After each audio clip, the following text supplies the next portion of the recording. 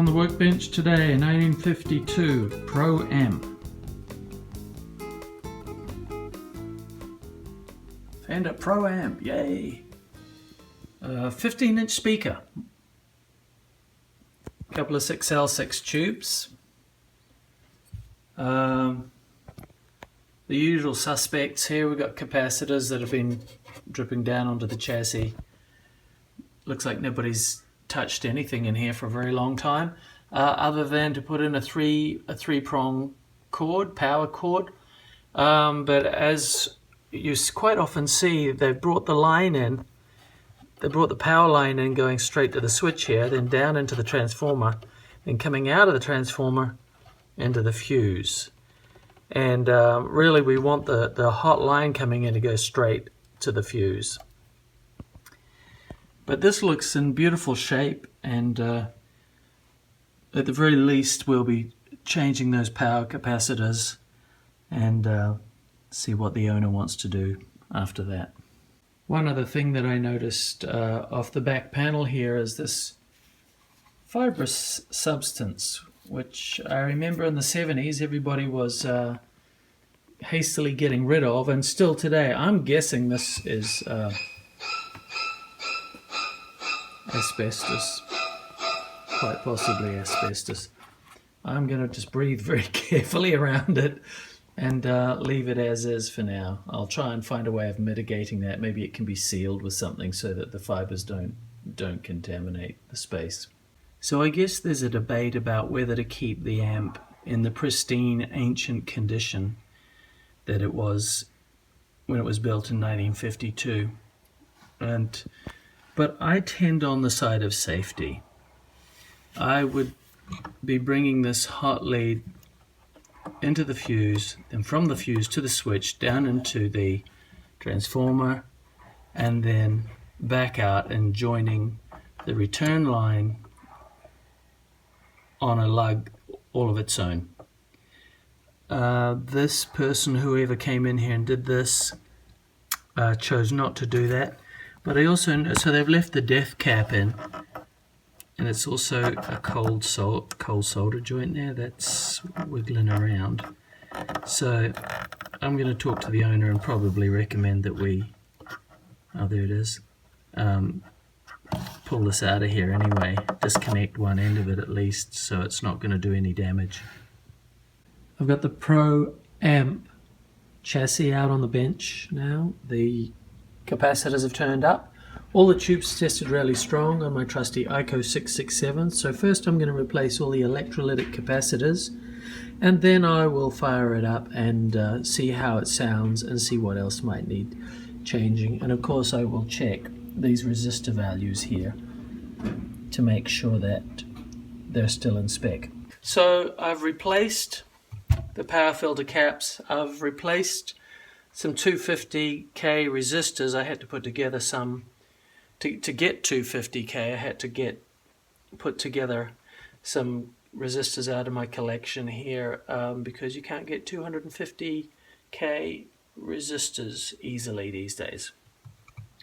There are some 5 meg resistors here on the inputs that are bleed resistors. They've gone out of spec a bit. They're about 5.5 meg, but really that's not the end of the world. These were more important, these 250Ks. This one is good. I tested these capacitors. They're kind of close in spec. Because this guy is more of a collector, I didn't want to change anything that didn't absolutely have to be changed. And the power caps had to, and the power resistors, the dropping resistors, were out of spec. We've got some tone caps here that are a little bit out of spec, but not bad. So I'm going to fire it up, just make sure it's running okay. If these are giving problems or creating noise, then we'll trade them out as well. But an interesting thing to note with this particular chassis, this is a heavy hunk of iron, old Triad. We've got two transformers here. This thing is heavy. And so you'd think this would be hanging in the amp like this, but actually no, it's bolted up here. And interestingly enough, I don't know if you can see this in the light, but yeah, you can. You can see how it's put strain on here. And so what they did as a fix is somebody's. I think this was in the original. The manufacturers, Fender must have done this. They've spot welded a little bracket, a home did bracket on here, and that also helps hold this up. But you might not be able to see this, but this is slightly. It's no longer. It's gone a little convex here because of the weight of this transformer always pulling down. You know, if anybody puts that amplifier down hard on the ground, there's a lot of weight on that. So not a great design, and probably why they didn't do it much after this series of amps. Okay, so I'm going to put in a rectifier tube, one of these big old Coke bottles, and test values here.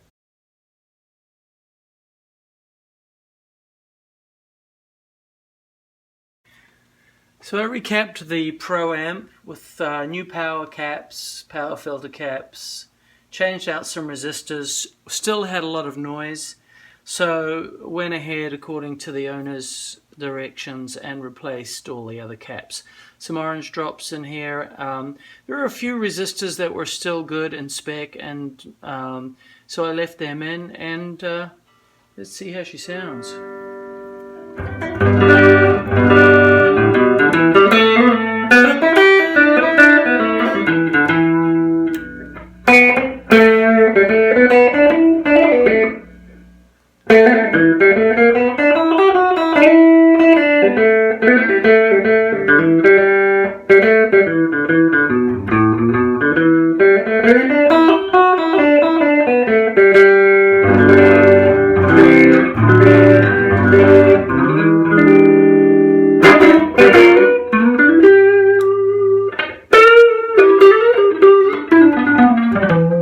Sounding pretty good, and that's just through my crummy workbench speaker here.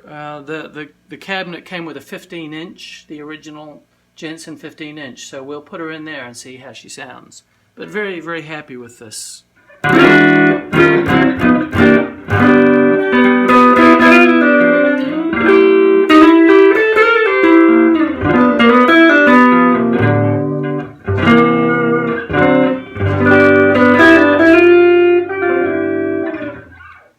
Just before I replace the back panel on this 1952 Pro Amp 15-inch speaker, beautiful amplifier. If you ever see one of these come off, and they got that on the back, that's asbestos. And you should not remove it from here. Of course, it will become powdery, and if you breathe that, it can kill you. So I bought this stuff, ABC fiber spray.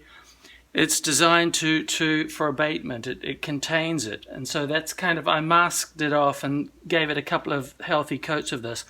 This is expensive. It was about $35 plus shipping, and they advise you to consider it a one-use option. They say it'll become clogged, but anyway, better than having asbestos lying around.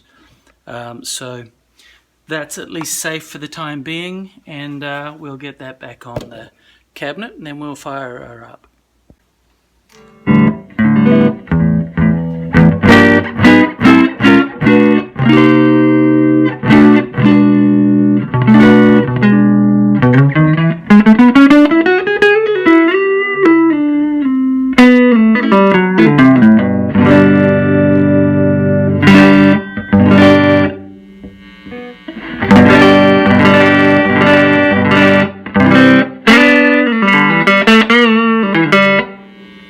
That 15-inch speaker is quite dark in tone, so I've got the tone set at about halfway here.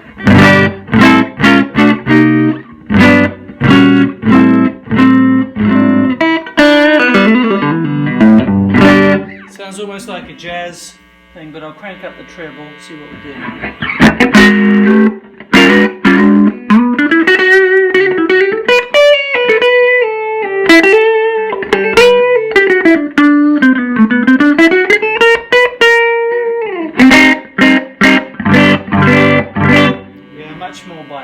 Much more bite. A bit too much for me, but okay, that's good.